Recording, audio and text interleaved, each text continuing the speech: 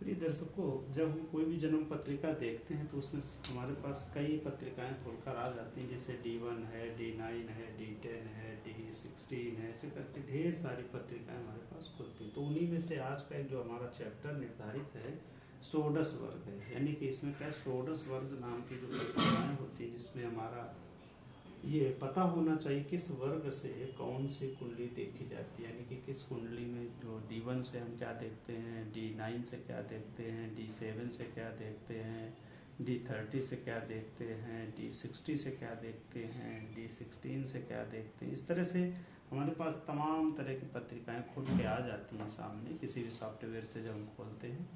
तो उनमें से हम संक्षेप में आज हम बात कर रहे हैं कि हम 16 तरह के जो कुंडलियाँ वर्ग चार्ट हमारे खुल के आते हैं, उनमें से किस चार्ट से क्या हम देखते हैं। देखिए, सबसे पहले जो D1 आता है, D1 का सभी लोग जानते हैं। D1 बोले तो लग्न है ना, D1 के नाम से जब आता है लग्न, तो लग्न से क्या देखा जाता है, व्यक्ति की बॉडी, शरीर, सुंदरता, मोटापा, रंग, वर्ण और भी और चीज़ है भौतिक युग के हिसाब से, जाति, स्वभाव, व्यवहार उसका कैसा, ये हम किससे देखते हैं, D1 से।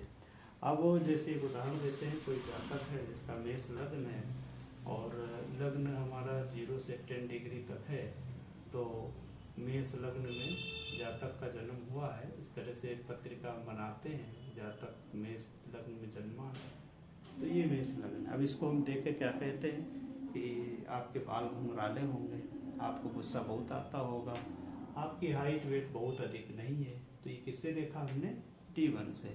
और हम कह सकते हैं आपका रंग गेहुआ कलर का हो सकता है या थोड़ा लालिमा लिए होगा, है ना, ठीक है। इस तरह से हमने D1 को देखकर बताने की कोशिश की कि हाँ, इस D1 चार्ट को देखकर बताया जाता है। इसी तरह से हमारी अन्य पत्रिकाएं जो बनती हैं। अब दूसरा इसमें होरा कैसे बनता है, इसके विषय में फिर नेक्स्ट क्लास में बताऊंगा। लेकिन होरा में 2 पत्रिकाएं बनती हैं, तो सूर्य की होगी या चंद्रमा की होगी, ठीक है। किसी भी दोनों में कैसे बनती है इसको बताओ। होरा से हमारा द्रव्य और धन देखा जाता है, आपके पास भौतिक धन कितना है, एसेट्स कितने हैं, जमीन कितनी, संपत्ति कितनी, इसको हम देखते हैं। अब एक दृष्टान होता है, दृष्टान का अर्थ होता है एक लग्न हमारी 30 डिग्री की होती है। कितनी की होती है, 30 डिग्री की। 30 डिग्री को 3 भागों में बांट दिया जाता है, तो एक 10-10 डिग्री का भाव बन जाता है, तो इसको हम बोलते हैं दृष्टान। यानी कि जो एक भाव हमने ये बनाया, ये पूरे 12 भाव बने हैं, इनमें से हमने क्या किया, 10-10 डिग्री के 3 टुकड़े कर दिए, तो एक ये हो गया, 2 ये हो गए, तीसरा ये हो गया, तो टोटल दूरी कितनी हुई, 30 डिग्री की। अब एक दृष्टान कितने को हुआ, 10 10 10, तो कहाँ से चलता है, 0 से 10, 10 से 20 और 20 से 30, इस तरह से दृष्टान बन जाते हैं। तो दृष्टान से कहा गया भाई बहनों की संख्या देखी जाती है, आपके दृष्टान के अनुसार भाई बहनों की संख्या को देखते हैं। अब चतुर्थांश क्या होता है, जन्म पत्रिका के चतुर्थांश डिग्री को हमारा भाग्य देखा जाता है, लक, यानी कि जातक का लक कैसा, किस्मत कैसी उसकी, चतुर्थांश में। और यहाँ पे ध्यान रखना लग्न क्या खुल रहा है ना, लग्न, ठीक। सप्तमांश है ना, जैसे अभी नवमांश बोला, सप्तमांश, सप्तम भाव से सप्तमांश से, यहाँ भाव नहीं है, ये सप्तम अंश है। इसके विषय में किसी और क्लास में मैं आप डिटेल करूंगा कि सप्तमांश से क्या कैसे बनता है, सप्तमांश कैसे बनता है, ठीक है। तो सप्तमांश से पुत्र पौत्र आदि संतान लेने से आपका देखा जाता है, ठीक। नवमांश से सभी को पता है कि ये D9 है ना, ये D7 है, ये D14 है, ठीक है, ये D13 है, इस ये होरा है, ये लगन है। इस तरह से D9 का मतलब हुआ स्त्री, स्त्री यानी कि हमारी जो जातिका है, जो जातक है, उसकी जो पत्नी का रंग रूप स्वभाव है, वो हम नवमान से जानते हैं। इसी तरह से यहाँ स्त्री के लिए पुरुष को जाना जाता है, उसकी अगर जातिका की पत्रिका है तो भी उसके 9 भाग से पुरुष उसके लिए कैसा होगा, स्त्री और पुरुष के ज्ञान को बताती है। स्त्री पुरुष कैसे होंगे, रंग रूप कैसा होगा, स्वभाव कैसा होगा, वर्ण कैसा होगा, नयन नक्शे कैसे होंगे, ये हमारा जिस तरह से D1 बताता है, इसी तरह से D9 पति पत्नी के लिए बताता है, कपल्स के लिए बताता है, युगल के लिए बताता है। अब दशमांश की बात करता है, दशमांश कहता है बड़े कार्य, बड़े कार्य मतलब जो राज संबंधित कार्य हो, जैसे बड़ा कार्य, आप नौकरी पाना है, कोई व्यापार करना है, ठीक है। द्वादशांश से क्या देखा जाता है? द्वादशांश मतलब 12वां हिस्सा, ये माता पिता के सुख दुख को, माता पिता कैसे होंगे, किस बेटे पर ज़्यादा ध्यान देंगे, किस बेटी पर ध्यान देंगे, किसके लिए कष्टकारी है, किसके लिए लाभकारी है, किसके लिए मित्रवत है, किसके लिए शत्रुवत है, ये सब हम द्वादशांश जन्म पत्रिका से देखते हैं। षोडशांश एक भाग होता है, इसे हम वाहन का सुख देखते हैं, गाड़ी लग्जरी आपके पास क्या होगा, गाड़ियों से सुख होगा, आप धन संपत्ति कमा पाएंगे, या उनसे दुर्घटना हो जाएगी तो आपको नुकसान होगा, कष्ट होगा, बीमारी होगी, है ना।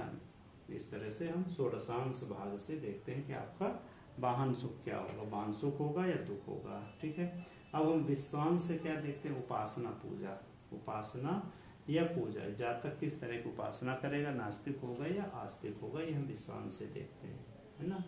नास्तिक है या आस्तिक है, ये हम इस विश्वांश से। चतुर्विंशांश से क्या होता है? विद्या। देखिए विद्या और शिक्षा में अंतर है, ठीक है, विद्या और शिक्षा में अंतर है। शिक्षा एक एकेडमिक होती है, क्या होती है? एकेडमिक, जो हम हाई स्कूल 9, 10, 11, 12 करते हैं, ये शिक्षा है हमारी, जो किताबें पढ़ते हैं। विद्या का मतलब जैसे कहा गया ना, धनुर्विद्या, ज्योतिर्विद्या, वास्तु विद्या, ये विद्या है, क्या है? ये विद्या है।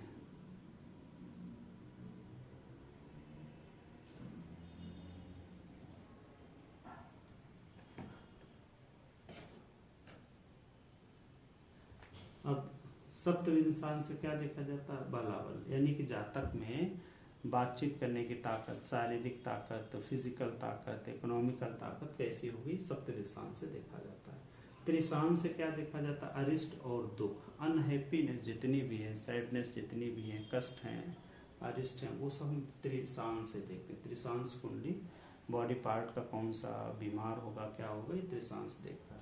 अब एक आता है खवेदांश। खवेदांश जीवन में शुभ अशुभ होने वाली सभी घटनाओं को बताता है। अच्छ वेदांश और षड्यांश से क्या देखते हैं? इनके ग्रहों के भावों के अनुसार बल मिलता है। यदि आपका अच्छ वेदांश में शुभ ग्रह है तो शुभ फल करेगा, और अशुभ ग्रह है तो अशुभ फल करेगा। इसके विषय में कभी डिटेल में हम बात करेंगे, ठीक है। तो प्रिय दर्शकों, आज हमने जो षोडश पत्रिका आती है आपके सामने, इसके से क्या क्या देखा जाता है, इसको हमने संक्षिप्त में बताने की कोशिश की है। आशा करता हूँ कि आपको जो भी कुछ मैंने छोटा सा ज्ञान दिया है आपके लोगों को समझ में आएगा, और इसको 2-3 बार जब आप अभ्यास कर लेंगे तो आपको और समझ में आ जाएगा कि त्रिशांश कुंडली कैसे देखते हैं, षोडशांश कैसे देखते हैं, द्वादशांश कैसे देखते हैं, नवमांश और दशमांश आदि सभी वर्गों को हम किस तरह से देखते हैं, इनको डिकोड करते हैं और इनके फल को कैसे जानते हैं। ठीक है, आप बने रहें, देखते रहें, इसको समझते रहें। सभी दर्शकों का धन्यवाद।